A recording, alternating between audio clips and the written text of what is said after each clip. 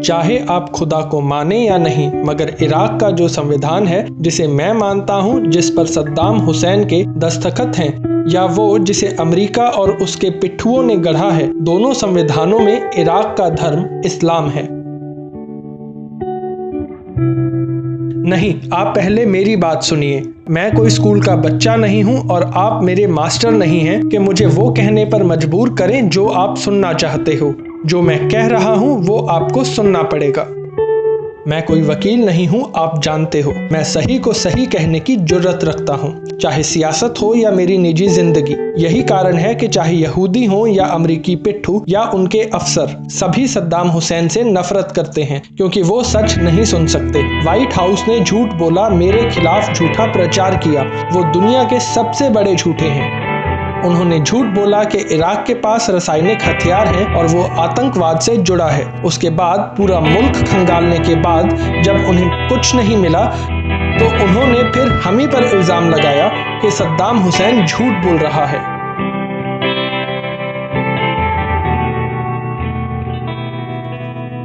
ये लोग बेइज्जती कर रहे हैं, मजाक उड़ा रहे हैं उस आदमी का जो 35 साल तक तुम्हारे मुल्क का सदर था। इनके कहने का मतलब है इराक के लोगों ने एक झूठे को अपना रहनुमा माना। इराक के लोग ऐसा कभी नहीं करेंगे।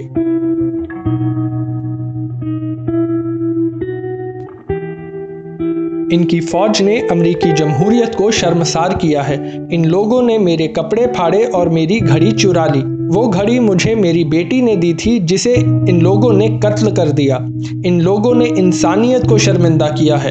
इन लोगों ने सब लूट लिया इस मुल्क में जो मैंने 35 साल में बनाया था। इन लोगों ने हर उस चीज को लूटा जो मैंने पाया था। इनको लगता है कि ऐसा करके ये लोग सद्दाम हुसैन को खत्म कर देंगे, उसकी शख्सियत को खत्म कर देंगे।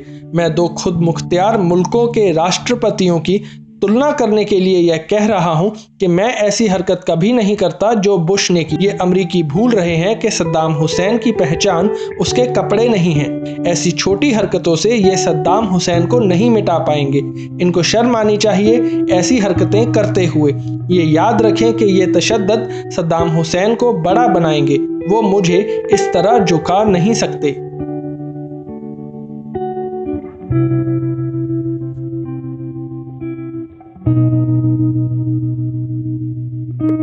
मैं ये आपको नहीं कह रहा हूं, मगर हमारे खिलाफ झूठ बोलने वालों की मुझे बिल्कुल परवाह नहीं है। चाहे यहां आकर इसराइल का पेरेस बैठ जाए, मैं उसे तब भी वही कहूंगा जो अब कह रहा हूं। मिस्र के लोग भी उसे यही कहते हैं कि लानत है तुम पर, लानत है तुम्हारे वजूद पर। एक बात और सुनो, चाहे बुश भी यहाँ आकर बैठ जाए, मैं उसे भी यही कहूँगा कि लानत है तुझ पर, लानत है तेरी कुर्सी पर, तेरे हंकार पर, तेरी ताकत पर जो कमज़ोरों पर जुल्म ढाती है, और लानत है तेरे बाप पर भी जिसने हमें बर्बाद किया।